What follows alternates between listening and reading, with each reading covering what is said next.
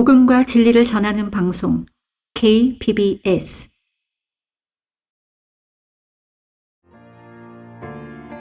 신실한 하나님의 종들의 설교 강단의 거성.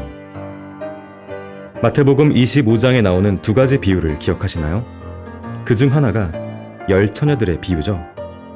본문 마태복음 25장 1절에서 13절 말씀으로 부산 성경침례교회 조도희 목사가 전하는 열 처녀들의 비유입니다. 자, 열 처녀들의 비유라고 하는 제목으로 말씀드리겠습니다. 천국에 관련된 12가지 비유가 마태복음에 나와 있죠. 이스라엘과 관련된 비유입니다. 천국에 관련된 비유이기 때문에 이스라엘에게 해당되어지는 비유이죠. 마태복음 13장에 7가지 비유가 나와 있고요. 8번째 비유는 18장에 나와 있는데 이 종들과 계산을 하고자 하는 어떤 왕의 비유입니다. 그리고 9번째 비유는 20장에 나오는 이 포도원을 위해서 일꾼을 구하러 간 집주인의 비유이죠. 또 10번째 비유, 그것은 22장에 나오는데 아들을 혼인시킨 어떤 왕의 비유이고 11번째, 12번째 비유, 그것이 마태복음 25장에 나와 있습니다. 열 처녀들의 비유이고 또 달란트의 비유입니다. 계속해서 우리가 마태복음 24장, 25장 성경에서 가장 어려운 장들 가운데 하나라고 우리가 계속해서 살펴봤습니다.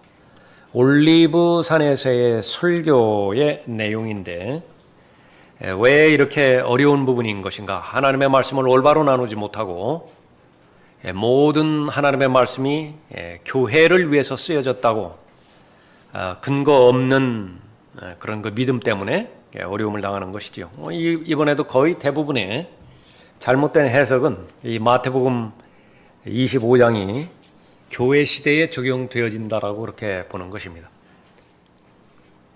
알미니안주의자들이 이렇게 바라보는 성경을 바라보는 동기는 이 하나님의 말씀에 기록된 대로 그렇게 믿고자 하는 좋은 동기로 출발할 수 있습니다. 그래서 하나님의 말씀을 보았더니 분명히 구원받은 사람이 어떤 조건 하에서 구원을 잃어버린다라고 나오거든요. 그러니까 고지곳대로 액면 그대로 하나님을 믿는 사람들에게 그 진리를 전달해 주고자 그렇게 시작하는 것이고요. 칼빈주의자들의 동기도 올바른 동기라 그렇게 볼 수 있습니다. 왜 그러냐면 내가 은혜로, 믿음으로 말미암아 은혜로 구원을 받았는데 이 구원은 영원히 보장되는 것이에요.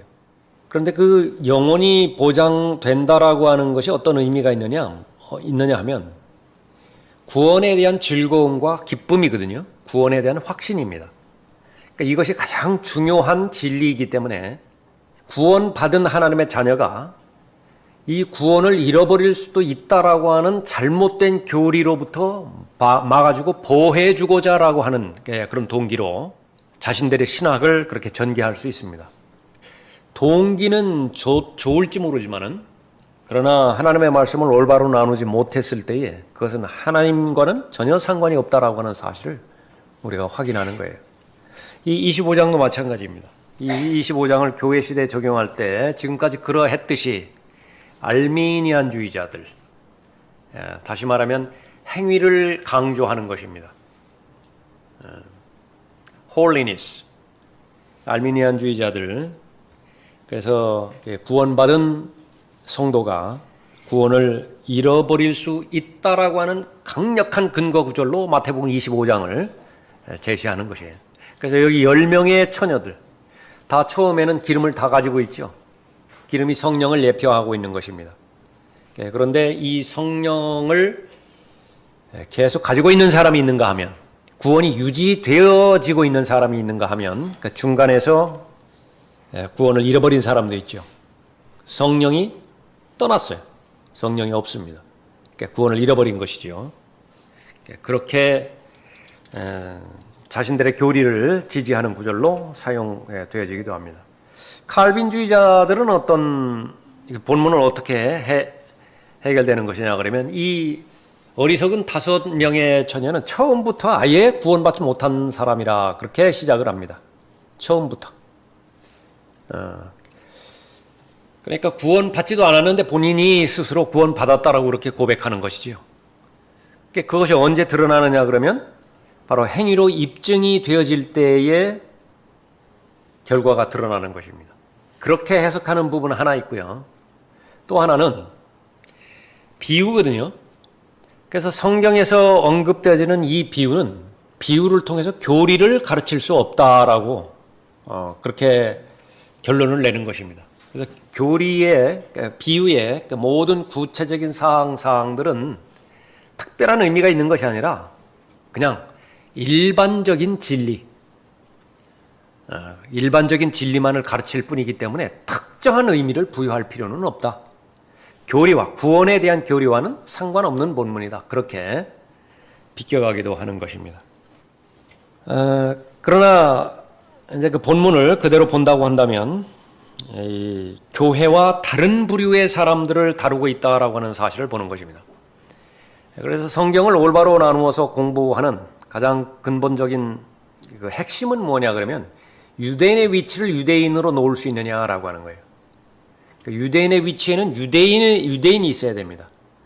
그런데 유대인이 있어야 될 위치에 하나님의 교회를 대체시킴으로 인해서 다 엉망으로 만들어버린 거죠. 1절에 보면 그때의 천국은 등불을 들고 신랑을 맞으러 나간 10명의 처녀들과 같으니라.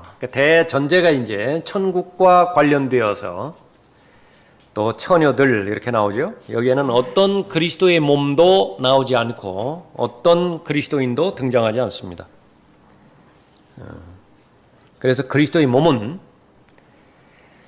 어떤 면에서 본든지 어떤 형태로 보든지 간에 여기 나오는 5 처녀들, 현명한 처녀들이라든지 어리석은 처녀들, 그것과는 직간접적으로도 연관되지 않는다는 사실입니다. 그래서 여기에 중요하게 우리가 구분해야 되는 그런 부분들은 처녀라고 하는 단수로 기록되어져 있는 본문하고 본문처럼 처녀들 이렇게 복수로 본문에 기록되어 있는 본문들, 처녀는 교회를 가리키고요. 또 이 처녀들, 그것은 교회와는 다른 부류들을 가리키는 것인데 그 대상은 대환란 때의 유대인들을 가리키고 있죠. 그것이 아주 제일 첫 번째 우리가 확인해야 될 부분입니다. 그래서 성경에서 처녀 이렇게 나옵니다. 처녀. 단수입니다. 단수. 고린도후서 11장에서도 처녀 이렇게 나오고요. 조금 이따 살펴볼 것이지만은 시편 45편이라든지 솔로몬의 노래라든지 여기에 대해서 이 단수로서의 처녀, 그것은 교회를 나타내고요. 그 다음에 처녀들, virgins, S 복수가 붙죠. 그래서 이 부분은 요한계시록 14장에서 동정들 이렇게 나오기도 하고요. 마태복음 25장에서 처녀들 이렇게 나오기도 하는데 우리 말로는 그것이 이제 다르지만은 그러니까 영어로는 똑같습니다. virgin. 그 복수가 나오는 그 부분은 교회와는 다른 부류의 사람들이라 그렇게 보는 것입니다. 이 유대인의 이 혼인 그 풍습 이 부분도 그 전에 좀 오래됐습니다만 학회지에 그렇게 실렸었죠. 약혼부터 시작해서 혼인 잔치까지 나오는 부분인데 지금 본문은 뭐냐면 결혼식은 이미 치루어졌어요. 결혼식은 치루어졌고 혼인식이 치루어진 다음에 혼인 잔치가 벌어지는 것입니다. 혼인 잔치를 벌이기 위해서 신랑이 오는 거예요. 그러면 이미 결혼을 했고 결혼식이 올려졌고 그 다음에 그 결혼식으로부터 혼인 잔치를 하기 위해서 오는 신랑을 맞이하러 처녀들, 신부의 들러리들이라고 볼 수 있는 그 대상들이 맞으러 가는 것입니다. 그러니까 이 대상들은요, 결혼하기 위해서 신랑을 맞으러 가는 것이 아니라 결혼은 이미 끝났어요. 그 본문입니다. 그래서 이 처녀들은 10명의 이 처녀들은 누구와 결혼하기 위해서 가는 것이 아니고 결혼하기 위해서 가는 그 대상은 신부죠, 신부. 신부는 단수여야 됩니다, 단수. 그래서 예수 그리스도께서 신랑인데 신부를 10명, 복수를 막 이렇게 그 신부로 맞이한다. 그 자체가 말이 안 되는 것입니다. 누가복음 12장 36절에 보면 이미 결혼하고 그 다음에 돌아온다라고 하는 것을 기록하고 있는데, 그러면 너희는 주인을 기다리는 사람들과 같으니, 주인을 기다리고 있는 사람이 있어요. 종들이에요. 근데 이 주인은 어떤 주인이냐 그러면 신부와 결혼하고 돌아오는 신랑입니다. 신부와 결혼하고 혼인 잔치하기 위해서 돌아오는 신랑, 그 사람을 주인이라고 그랬어요. 그 주인을 기다리는 대상이 있다. 그 종들이에요.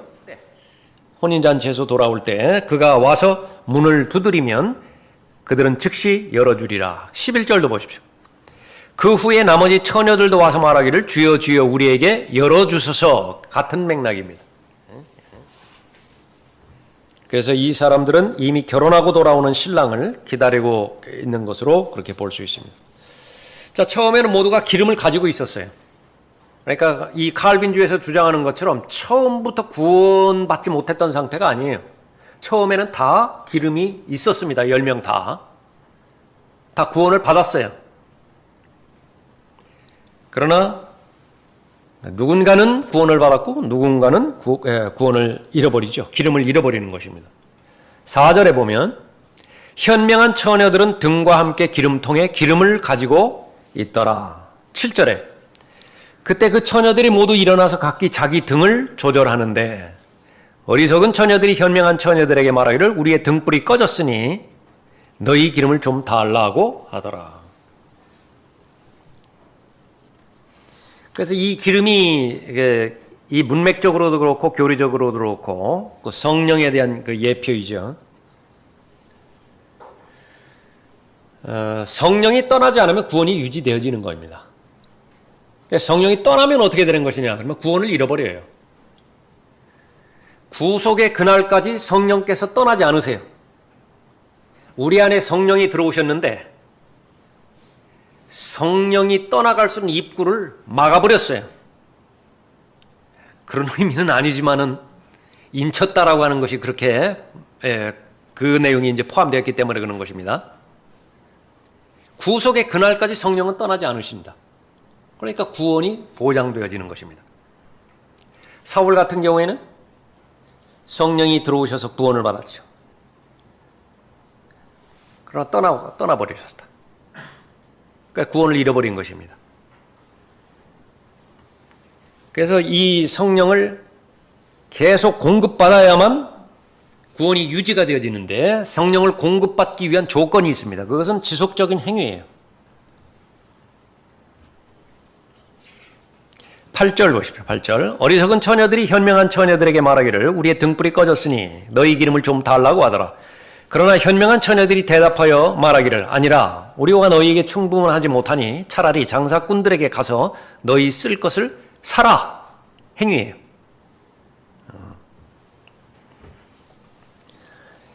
이 사람들이 신약 성도가 될 수 없는 이유는 이 부분에서도 너무나 분명하죠. 신약 성도는 어떠한 형태로든지 성령을 잃어버릴 수 없습니다. 성령이 떠나지 않으세요. 성령이 소멸될 수는 있습니다. 일을 안 하신다 그 얘기예요. 역사하지 않으신다 그 말입니다. 그러나 존재는 여전히 존재하고 계시는 것이죠. 그러니까 신약 성도는 성령을 잃어버릴 수 없고 또 그 결과 구원을 잃어버릴 수가 없는 것입니다. 이 그리스도인이 예수 그리스도를 만날 때에 데살로니가전서 4장에서도 그렇고 고린도전서 15장에서도 그렇고 한 가지 특이한 점이 거기 기록이 되어 있는데 눈 깜짝하는 순간에 변모돼요. 눈 깜짝하는 순간에 올라가는 것입니다. 그러니까 본문은 그렇게 말하지 않아요. 본문에는 그런 내용이 없는 것입니다. 그래서 휴거와 관련된 그런 그런 표현, 용어 그것이 마태복음 25장 본문에는 나오지 않는다라고 하는 것입니다. 또 하나 중요한 부분은요. 이 본문에서는 인자라고 예수 그리스도를 지칭합니다. 13절 보십시오. 그러므로 깨어있으라 너희는 인자가 오실 그날과 그 시간을 모르기 때문이라. 하나님의 아들로 표기되지 않고 인자라 그렇게 기록되어 있죠. 그래서 이 이미 결혼한 신분으로서 오는 인자, 하나님의 아들이 아닌 인자, 그렇게 기록되어 있는 것이죠. 성경에서 인자라고 나올 때에 주로 마태복음의 이 사복음서에서, 마태복음, 마가복음, 누가복음서에서 그렇게 많이 나오는 것인데, 그것은 바로 초림과 재림에서 예수님의 지상사역과 관련돼서 이름이죠. 지상사역 그러면 바로 유대적이죠. 유대인과 관련돼서 생각할 때 인자라 그렇게 보는 것입니다. 교회의 휴거와 관련돼서는 인자라고 하는 말을 사용하지 않지요. 그래서 바울 서신에는 인자라고 하는 말이 나오지 않는 것입니다. 계속해서 더 구체적으로 살펴보죠. 그럼 이 처녀들이 누구냐? 이 처녀들, 복수로 표기된 이 처녀들은 교회 시대에는 발견되지 않고 대환란에서 발견되는 것입니다. 요한계시록 14장 1절에서 또 내가 쳐다보니 보라 어린 양이 시온산 위에 서 있고 그와 함께 14만 4천 명이 있는데, 복수지요. 14만 4천 명. 그들의 이마에는 그의 아버지의 이름이 쓰여 있더라. 또 내가 하늘에서 나는 소리를 들으니 많은 물소리와도 같고 큰 천둥 소리와도 같더라. 또 내가 하프 타는 자들의 하프 소리도 들었노라. 그들이 보좌 앞과 내 짐승과 장로들 앞에서 새 노래 같은 것을 불렀는데 땅에서 구속을 받은 14만 4천 명 외에는 그 노래를 배울 사람이 없더라. 이들은 여자들과 더불어 더럽혀지지 아니한 자들이니 이는 그들이 동정들임이라. virgins, 처녀들, 동정들임이라. 이들은 어린 양이 어디로 가든지 따라가는 자들로 하나님과 어린 양께 첫 열매들이 되어 사람들 가운데서 구속을 받았느니라. 처녀들, 교회 시대에는 발견되지 않고 대환란에서 발견되어지는 교회 시대와는 다른 사람들이라 볼 수 있습니다. 솔로몬의 노래 1장 3절에서도 당신의 좋은 향유 내음으로 인하여 당신의 이름이 쏟아놓은 향유 같으므로 처녀들이 당신을 사랑하나이다. 그러니까 예수 그리스도의 아내가 아니에요. 처녀들. 여기서 말하는 처녀들 모두가 다 마태복음 25장에서 나오는 그런 처녀들입니다. 솔로몬의 노래 6장 8절에서도 왕후가 60이요 후궁이 80이요 처녀들은 셀 수도 없으나, 셀 수 없이 수많은 처녀들이 있는데 이 대상이 신부가 아니라라고 하는 것이죠. 그래서 어린 양의 신부, 그리스도의 신부, 어느 곳에서든지 복수로 표기되지 않습니다. 반드시 처녀, 단수로 표기됩니다. 여자라고도 그렇게 표기되지도 않아요. 처녀입니다. 순결한 한 처녀라 그렇게 보는 것입니다. 시편 45편 13절에서 왕의 딸이 안에서 온갖 영화를 누리나니 그녀의 옷은 금으로 짰도다. 그녀가 수놓은 옷을 입고 왕께로 인도될 것이요. 단수예요. 왕의 딸. 인도될 것이죠. 그녀를 따르는 그녀의 동료 처녀들 많습니다. 동료 처녀들이라 해요. virgins. 동료 처녀들도 왕께로 인도되리니. 그러니까 신부가 있고 신부의 친구들, 동료들, 들러리 구분돼서 우리가 살펴보는 것입니다. 그래서 대환란에서 이 처녀들은 바로 그 신부를 따르게 되어지는데요. 누가복음 12장 35절에서는 이 종들인데요, 그 남자로 그렇게 표현이 됩니다. 너희 허리에 띠를 두르고 너희 등불을 밝히고 있으라. 그러면 너희는 주인을 기다리는 사람들과 같으니 주인이 혼인잔치에서 돌아올 때 그가 와서 문을 두드리면 그들은 즉시 열어주리라. 그 주인이 돌아와서 깨어있는 종들을 보리니 그 종들은 복이 있도다. 진실로 내가 너희에게 말하노니 그 주인이 띠를 두르고 식사를 위해 그들을 앉힌 후 곁에 와서 그들에게 시중 들리라. 여기서 나오는 이 종들, 그리스도인들이 아니라 유대인들입니다. 이 유대인들은 교회 시대에 등장하는 것이 아니라 대환란 때 등장하게 되고요. 또 이 대환란 끝에 등장하게 되는 것입니다. 이 사람들이 구원받기 위해서는 계속해서 행위가 끝까지 지지해 줘야 됩니다. 이 유대인들이, 대환란 때에 있는 유대인들이 구원받기 위해서는 행위의 모든 요소가 있어야 되는 것이에요. 그래서 이 성령, 은혜로 받는 것이 아니라, 교회 시대는 은혜로 받아요. 은혜 시대는, 구원의 날. 그러나 대환란 때에는 행위로 얻어지게 되는 거죠. 그래서 마태복음 24장 13절에서는 끝까지 견디는 자는 구원을 받으리라. 구원은 성령과 관계가 있는 것인데 조건을 무엇이냐면 끝까지 견뎌야 된다고 말씀하고 있죠. 요한계시록 12장 17절에서 그러자 그 용이 여인에게 분노하여 여인의 씨 가운데 남은 자들, 여인의 씨 가운데 남은 자들 유대인들이죠. 즉 하나님의 계명을 지키며 예수 그리스도의 증거를 가진 자들과 싸우려고 나아가더라. 이 사람들의 정체성은 뭐냐면 하나님의 계명들을 지킬 뿐만 아니라 예수 그리스도의 증거를 가진 자들이에요. 믿음뿐만이 아니라 계명을 지키는 행위가 있는 자들이라. 요한계시록 14장 12절에서도 여기에 성도들의 인내가 있으며 여기에 하나님의 계명들과 예수의 믿음을 지키는 자들이 있느니라. 마찬가지죠. 하나님의 계명들, 행위들이 있고 예수의 믿음이라고 하는 요소가 있는데 두 가지가 모두 갖추어져야 대환란 때는 구원이 유지가 되어지는 것입니다.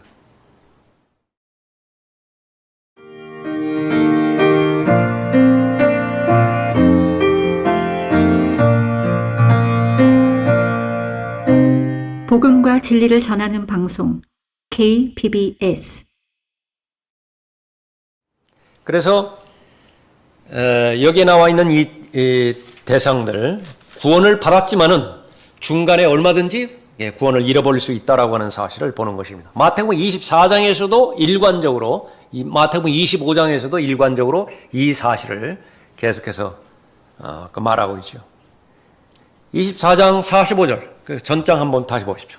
그러면 그의 주인이 자기 집을 다스릴 자로 세워 정한 시기에 그들에게 양식을 나눠주게 할 신실하고 현명한 종이 누구겠느냐. 여기 신실하다 나오죠. 좀 더 구체적인 표현으로 간다면 얼마만큼 신실해야 구원을 받을 것이냐. 죽기까지 신실해야 돼요. 어느 정도 하다가 그냥 멈추어서는 안 되고 죽기까지 신실할 수 있어야 돼요. 대환란 때 구원받기 위해서는. 신실하다라고 하는 말이 그 말이고요. 현명한 종이 나오죠. 이 현명하다라고 하는 그 말은 똑같이 25장에서 현명한 처녀들 그렇게 같은 말로 연결이 되어지죠. 그의 주인이 와서 종이 그렇게 하고 있는 것을 보리니 그 종은 복이 있도다. 진실로 내가 너희에게 말하노니 주인이 그를 그의 모든 재산을 다스리는 자로 세울 것이라. 그러나 만일 악한 종이 속으로 말하기를. 그런데 이 종은요. 신분이 여전히 종입니다. 종인데 악해요. 그 원인은 내 주인이 오시는 것이 늦어지리라. 신실하지 않았죠. 자기 동료 종들을 때리기 시작하고 주정뱅이들과 함께 먹고 마신다면 종이 예기치 아니한 날 그가 알지 못하는 시간에 그 종의 주인이 오리니 그러면 주인이 그를 갈라내어서 위선자들과 함께 그의 몫을 지우리니 거기서 울며 이를 갈고 있으리라. 구원받은 하나님의 자녀라고 한다면 그 사람이 신실한 삶을 살건 아니면 그렇지 못한 삶을 살건 간에 구원받았다는 사실이 분명하다라고 한다면 모두가 다 틀림받습니다. 그것이 보장이죠. 구원에 대한 안전한 보장인 것입니다.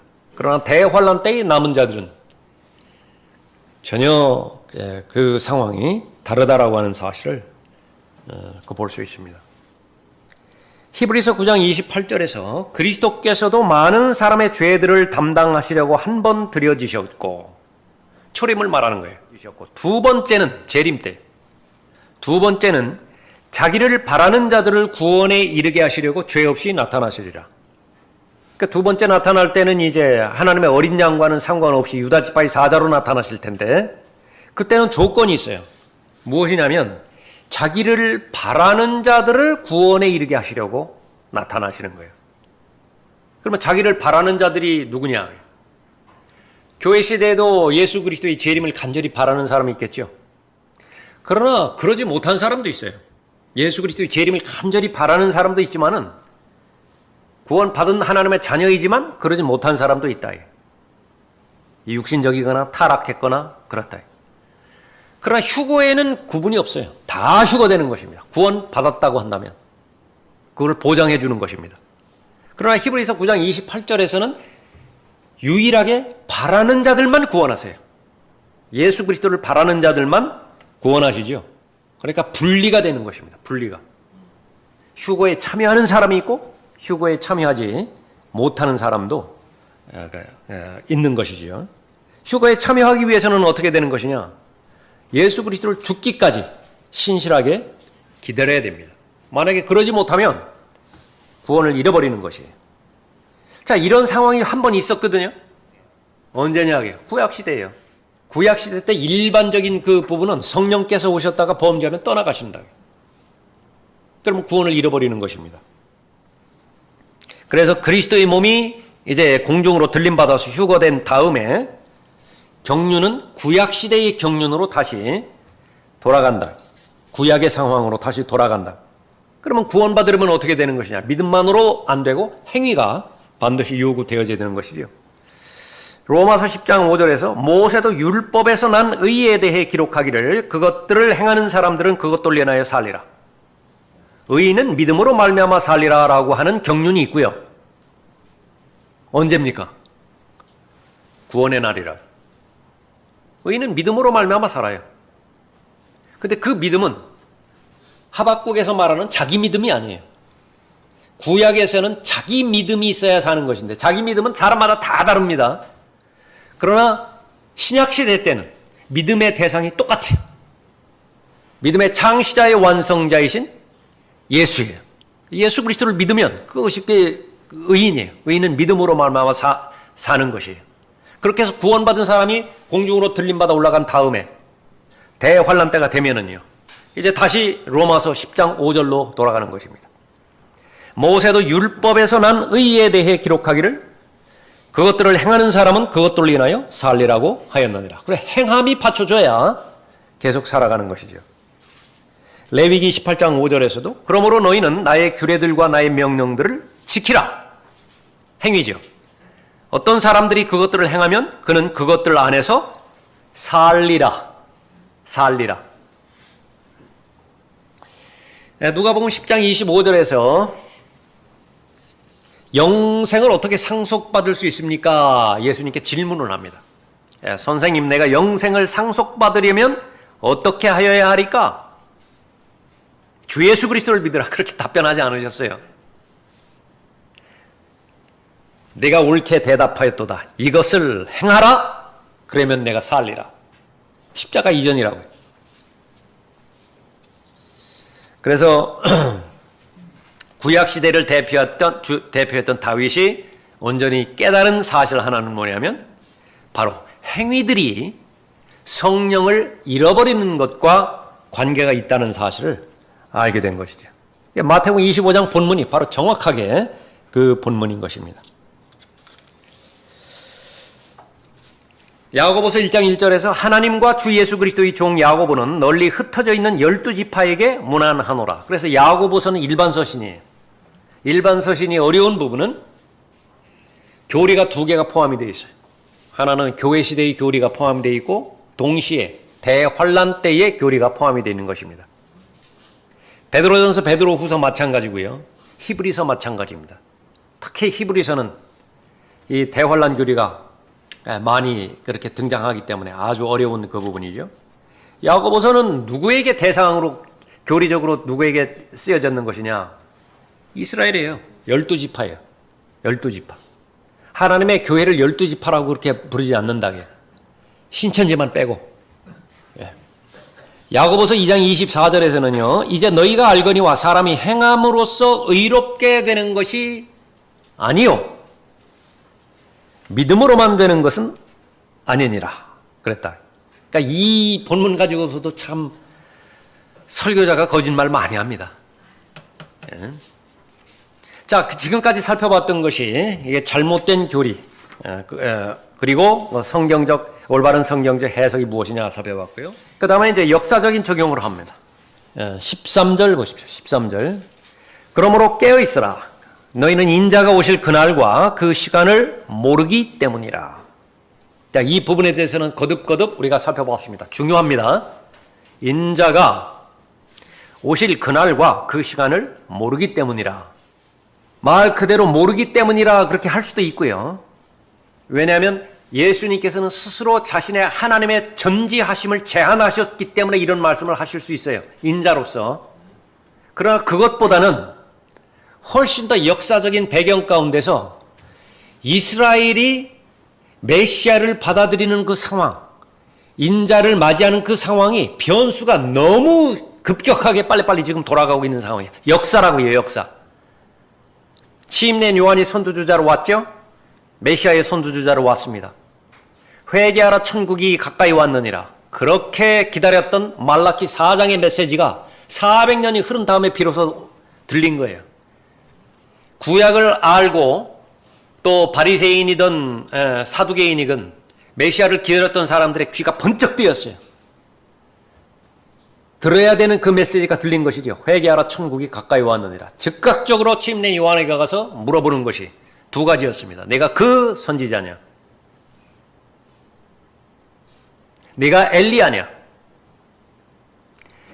둘 다 재림과 관련된 부분이거든요.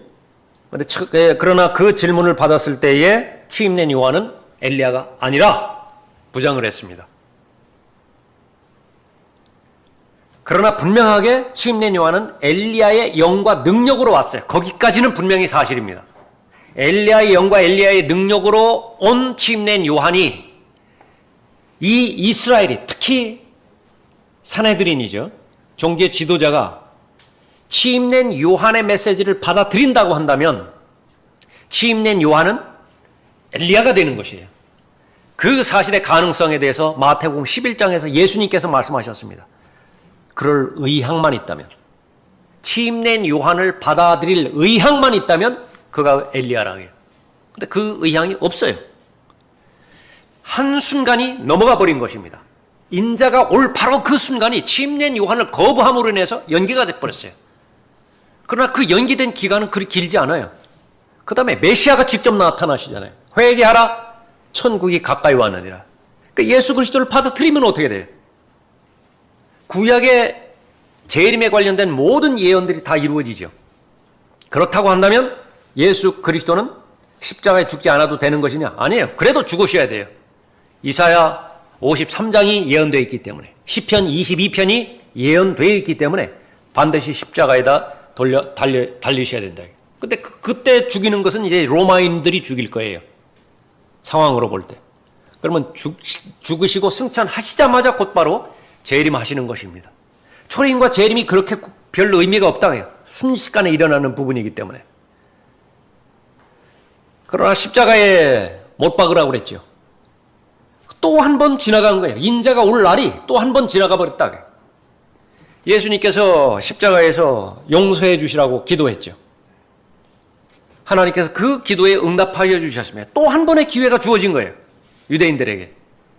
그 사실을 포착한 것이 사도행전 2장에서 설교한 베드로였습니다.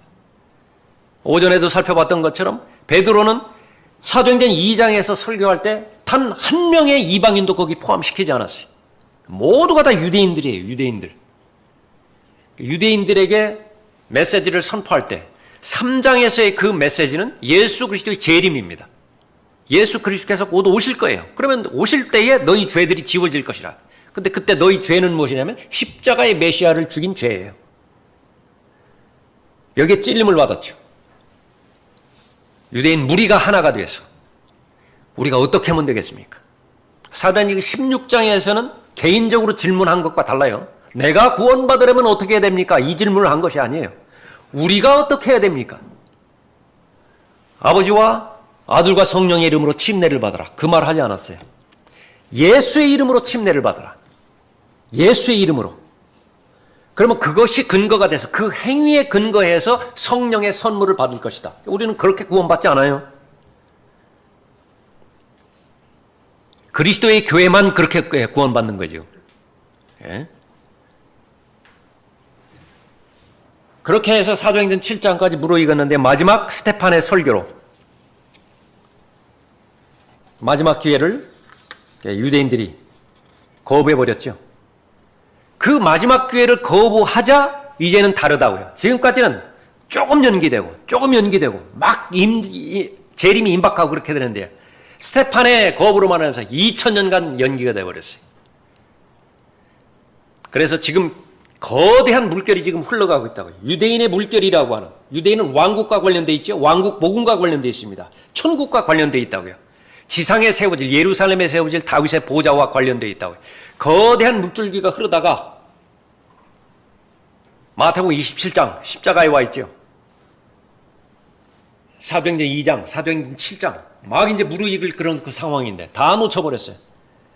갑자기 이 강줄기가요 저 뒤로 흘러버린 것이.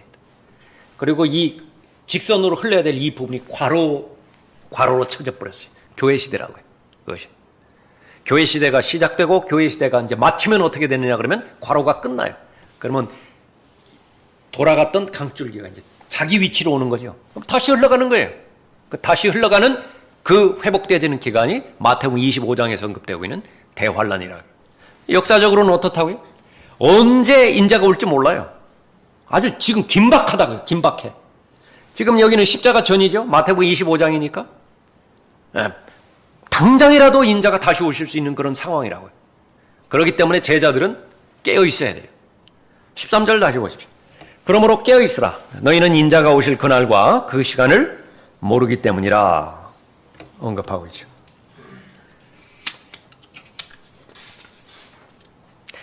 마지막으로 영적으로 적용해 봅니다. 본문을. 교리적으로 잘 올바로 나눠서 공부해서 잘 적용했다고 한다면 그것이 의미가 있기 위해서는 반드시 영적 적용까지 가야 되죠.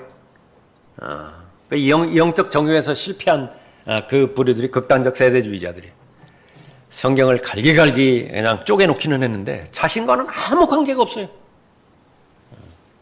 자신과 관계 있는 것은 그 바울 서신의 일부분뿐만 아니라 심지어 그들 가운데 어떤 사람들은 침례조차도 배제시켜버렸어요. 침례도 받지 않아요. 어떤 사람들은 주의 만찬도 배제시켜버려요. 주의 만찬도 그렇게 하지 않는 것입니다. 영적 적용. 영적으로 캄캄한 밤인데 아침이 반드시 오는데요. 깨어 기다려야 된다라고 하는 사실이죠. 밤이 2번 나옵니다. 이사야에 의하면 밤이 2번 나온다. 파수꾼과 관련돼서 한 번은 교회 시대의 밤이 교회 시대죠. 교회 시대 끝나고 이제 밤이 맞춰지면은 의의 태양이 오시죠. 그러면 끝난다. 그 다음에 또 밤이 와요. 그 밤에 해당되는 것이 대환란입니다. 대환란이 끝날 때에 다시 이제 천년왕국이 시작되어지는 거죠. 자, 조금 전에 우리가 살펴봤던 것처럼 고백하는 사람들이 모두 믿는 것은 아니다라고 적용할 수 있습니다. 그래서 마음으로 믿는 것이 우리가 중요한 것이죠. 구원뿐만 아니라 구원받은 다음에도 우리가 계속 신실한 믿음을 유지하기 위해서는 내 마음의 상태와 또 내가 말의 표현과 또 행동, 삶의 열매 그 부분까지도 잘 살펴봐야 되겠죠. 재림도 마찬가지입니다. 재림에 대해서 모두가 다 고백을 할 수 있어요. 그런데 그 고백하는 것이 믿는 것이 되어야 됩니다. 이것은 이제 자기 문제예요. 그래서 우리가 영적으로 적용할 때는 철저하게 자기 믿음은 자기가 책임진다 그렇게 적용할 수 있어야 됩니다. 자, 사랑 한번 생각해 봅시다. 누군가를 사랑한다. 반드시 주게 되어 있습니다. 사랑하는데 주지 않는다. 그건 불가능해요. 그러나 역으로 한번 생각해 보세요. 역으로. 준다고 해서 사랑이 아니에요. 그러니까 그것을 말하는 것입니다. 그러나 제일 좋은 것은 뭐예요? 행위가 자신의 내용을 입증해주면 가장 좋아요. 그러니까 우리가 그것을 훈련하는 것입니다. 그러니까 제일 먼저 우리가 마음 안에서 변화가 이루어지죠. 그러니까 마음 안에서 변화가 이루어지는 것은 우리의 하나님의 말씀이 내 안에 들어오는 것이라고요. 들어와서 내 안에서 제일 먼저 하는 것은 서치라이트로 확 비춰주지요. 숨길 곳이 없다고요. 하나님의 말씀이 들어오면. 히브리서 4장 12절에 있는 것처럼 그것은 아주 레이저보다도 더 날카로운 수술칼로서 들어와가지고서요. 거기서 도려내야 될 부분들은 도려낸다고요. 내 마음의 생각, 의도 이것까지 다 구분한다. 그러니까 동기를 아주 순수하게 만드는 거죠. 마음의 변화가 일어나면 그 마음에 가득 찬 것은 입으로 나올 수밖에 없어요. 마음에 더러운 것이 가득 찼다. 그러면 더러운 것이 나올 수밖에 없고요. 마음에 거룩한 것이 가득 찼다. 그러면 거룩한 표현이 나올 수밖에 없는 것입니다. 사람의 말은 힘이 있습니다. 사람의 말은. 그래서 그 사람의 말에 진정성이 있을 때 그 사람의 삶이 변화돼요. 삶이, 생활이 변화가 되어지는 거죠. 그러니까 그것을 우리는 바라는 것입니다. 그것이 복음에 합당한 삶이고요. 복음에 합당한 삶이고, 그러니까 그런 그 삶을 통해서 하나님을 기쁘시게 해드리고 하나님 앞에 영광 돌리는 것이죠. 그 다음에 우리가 준비를 해야 되는데, 이 10처녀, 5처녀 다 준비를 하잖아요. 근데 이제 신실하게 준비를 하느냐, 그렇지 못하느냐, 이제 그 부분에 차이가 있는 것인데, 여기에서 잘 준비를 하지 못했어요. 근데 지금 다른 사람에 가서 도와달라는 것이야, 자신의 믿음을. 이건 불가능하죠. 우리가 구원받을 때에도 철저하게 개인적으로 구원받는 것이고, 철저하게 개인적으로 구원받는 것이고, 그러니까 이 부분에 대해서 잘못된 그 전통에 의해서 나온 말들이 모태신앙이라고 하는 말이 나오는 것인데, 유아 세례, 다 거기에 걸리는 것이에요. 유아 세례가 무슨 의미가 있어요? 요즘은 이제 유아 세례까지는 이제 받아들이는데, 뭐라고 그러더라? 헌화식인가? 맞습니까? 아이를 바치는 거예요. 그것은 아이의 신앙이 아니라 부모의 신앙이라고 그렇게 또 애둘러서 그렇게 이야기하는데, 뭐하러 그렇게 해요? 그것은 아무 의미가 없어요. 부모가 절대로 대신해 주지 않아요. 남편이 아내의 믿음을 대신해 주지 못하고 부모 자식이 역시 마찬가지입니다. 그래서 이것은 믿음이 성장하는 그 단계에서, 믿음의 초보 단계, 초신자 단계에는 누구나 다 주변의 영향을 받을 수밖에 없어요. 거기에서 자유로운 사람은 없습니다. 누군가가 전해준 거예요. 그 사람의 영향 가운데 있었던 것이에요. 누군가의 가르침을 받았다고요. 그런데 그 누군가의 가르침을 받는 것이 절대로 잘못된 것이 아닙니다. 전제 조건이 무엇이에요? 그 사람이, 나를 인도하는 사람이 성경적으로 살아갈 때에,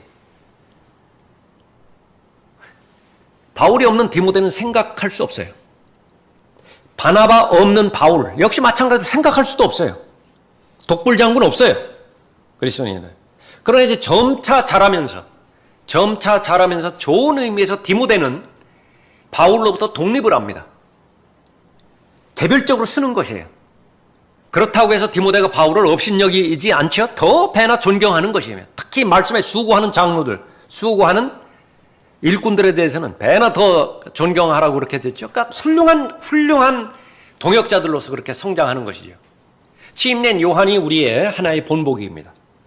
취임낸 요한은 기라성과 같은 거성이었죠. 처음에 나타났을 때 도대체 누구와 비교가 되겠어요?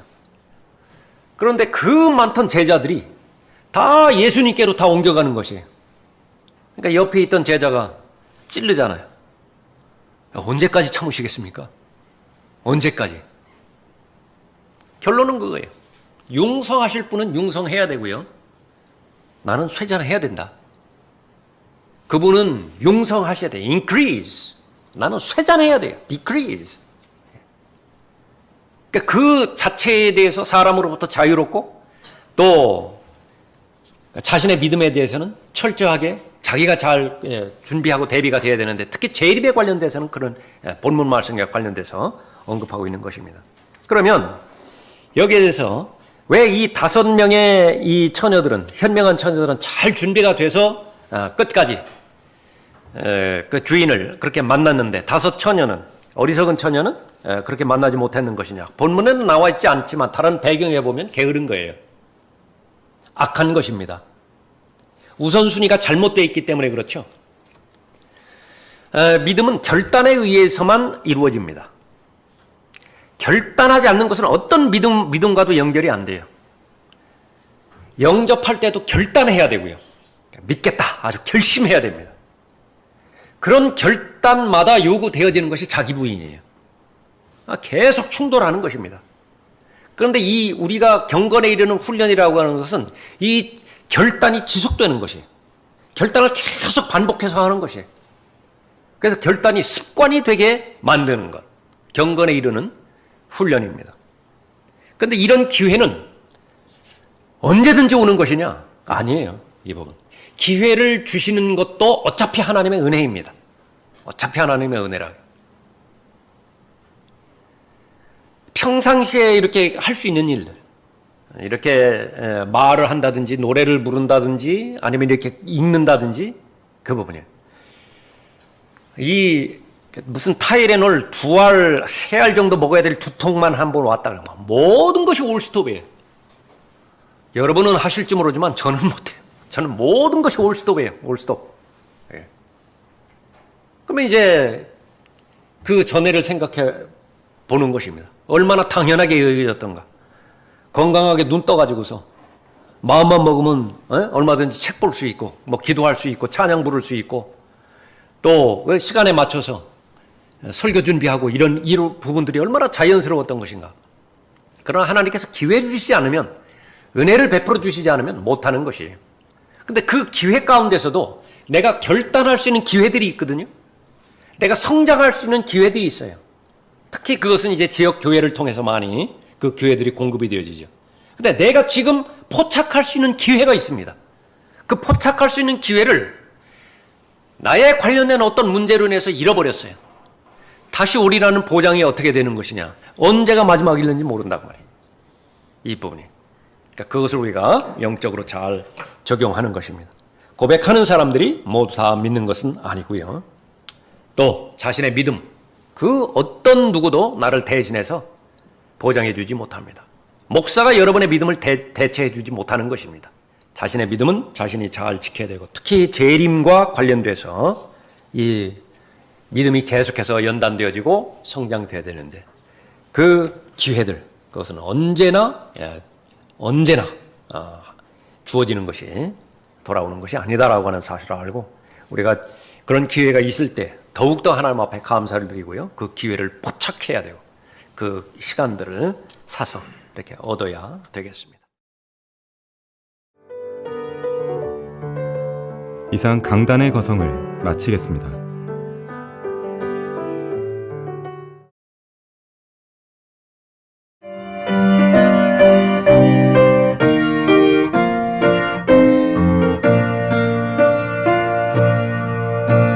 복음과 진리를 전하는 방송 KBS